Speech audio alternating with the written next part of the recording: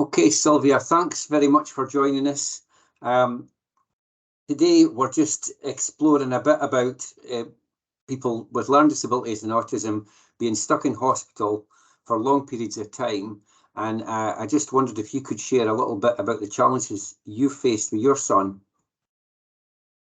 Well, basically, I talk about what would work, like after COVID.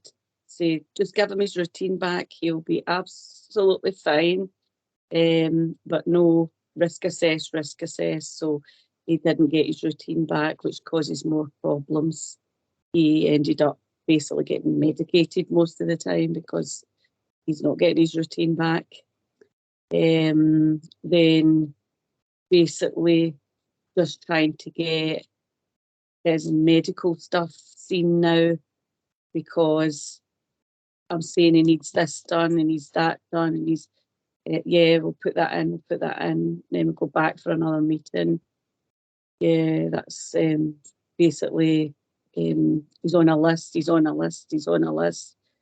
none of that gets done. I can just, because he's so unhappy, basically he's, I don't know if he's getting restrained at these points or if he's self-harming or what's happening, but he's just he's had a tooth missing, a tooth broken, a fractured toe, cuts in his face that needs stitches, broken nose, bruises all over his body, and it's all he needs is a routine. He just needs to get out.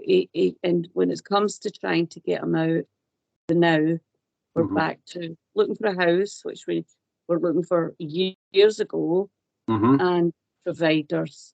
What's happening with providers is basically there is none. There's no houses, there's no providers, because, well, I'm thinking myself, it's because a lot of people nowadays is taking a short, going down to part-time and getting double the money doing bank and doing like, what's that other one? Relief cover, yes. Yes, relief cover, and just doing an extra day and getting, because they get double the money basically. Okay, and this is why they're struggling so much to get workers. So staff shortages, but also, I guess, some of the things is the reputations that people come with. If people think, oh, this guy's needing 3 to 1, he needs all this, you know, people are not seeing the best in your son, are they? They're not getting to see how well he is most of the time. When Jamie was in there, he would only need 1 worker, but I said he needed 2 in the house, because when he gets bored, then this is when things could happen. So he needs 2 in the house, and they kept saying, no, give him 2 to go out. I'm saying, but he doesn't need it when he's out. He loves being out. It's when he's stuck in, and then eventually gets stuck in for all these years. So it's just... So you didn't get enough help when you were needing it, and now it's too much, some of what they're saying, and that's making it even harder to happen. Yeah, so when they're reading his notes, the providers, he sounds like a monster. He sounds like, oh my, that's too much to take on. And he's a big, gentle giant most of the time. Yeah, he will have his meltdowns where he was scratch your face. I'm not saying he's perfect, but it doesn't scratch your face until it just sees a wee tiny bit of blood and he stops. But the way they've got him is as if he's a danger to society. And looking at his notes, I would think it would show that, oh my goodness, we can't take that boy on. And most days he's just the perfect boy. So what would you like to see different now? What would you, going forwards, what would you like to see the different in terms of the responses from everybody involved? Well, I think they need to give him the chance. Instead of just saying it needs to be risk assessed, but nobody, oh, we've not got the workers to risk assess him. Well, you need to just pay extra money and let him get out with just support workers, because Jamie doesn't need a lot when he's out.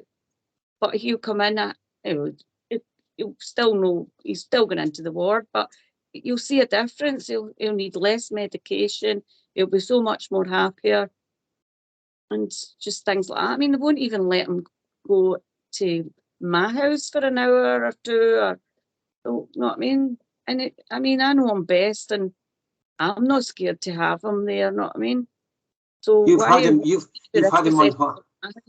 him on holiday abroad for a week. Myself. Yes, with no staff and this. But yeah, everyone's to be risk assessed. So to take the chance to even meet him with staff in McDonald's is too much. So that can't happen. To take him to my house with all the family, so you've got the strong men there and everybody there, which wouldn't be needed, but still, oh no. So there's no way, even for my birthday, I asked if I could meet him at McDonald's with the staff, and they said no. So the parents are the last one in this risk assessment, where we know we're going to be fine with them. So why are we involved with this risk assessment and getting left to the last? I don't understand it. Thanks very much, Sylvia. That's really important stuff, and hopefully, as we're discussing, we've got a conference and a protest coming up, and hopefully more people will hear this message. Yes, 9th of November, can't wait. Get it out there.